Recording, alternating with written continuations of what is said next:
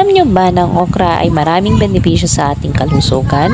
Ito ay tumutulong magpalinaw ng mata, pampababa ng blood pressure at marami pang iba. Ang okra ay isang gulay na may katamtamang taas, may malalapad na dahon at bulaklak. Kulay dilaw ay karaniwang itong itinatanim sa lugar na may katamtamang lamig. Ito ay karaniwang tinatawag na bindi o lady's finger. Ang okra ay madalas kinakain ng mga Pinoy. Maaring ito'y kainin ng hindi hinahalo sa ibang gulay. Pwede din ihalo sa iba pang gulay depende sa gusto ninyong luto. Meron din itong taglay na langis na pwedeng gamitin sa pagluluto. Ang okra ay nagtataglay ng mga bitamina at mineral tulad ng vitamin A, B, C, E at K. Mayroon din itong calcium, iron, zinc, fiber, magnesium at potassium. Ang mga benepisyo nito ay nakukuha dahil sa mga bitamina at mineral na taglay nito. Narito ang mga benepisyo ng okra sa ating kalusugan. Nakakatulong itong magpalinaw ng ating mga mata. Ang okra ay nagtataglay ng vitamin A at antioxidants tulad ng xanthin, lutein at beta-carotenes na lumalaban sa mga free radicals na siyang sumisira sa ating metabolismo at sa ating paningin. Ang pagkain ng okra ay nakakatulong maiwasan at kalabanan ang sakit na macular degeneration at katarata sa ating mga mata. Nakakatulong magpababa ng presyon ng ating dugo.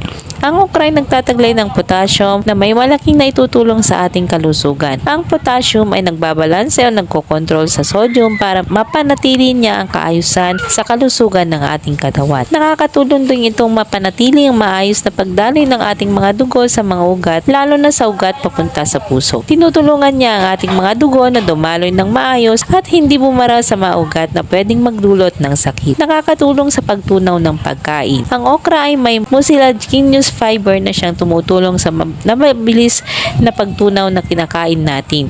Nakakatulong din ito sa regularidad ng pagdudumi natin para maiwasan ang iba't ibang uri ng sakit tulad ng hirap sa pagdumi o konstipasyon at diarrhea o pagtatae. Please follow and share. Thank you!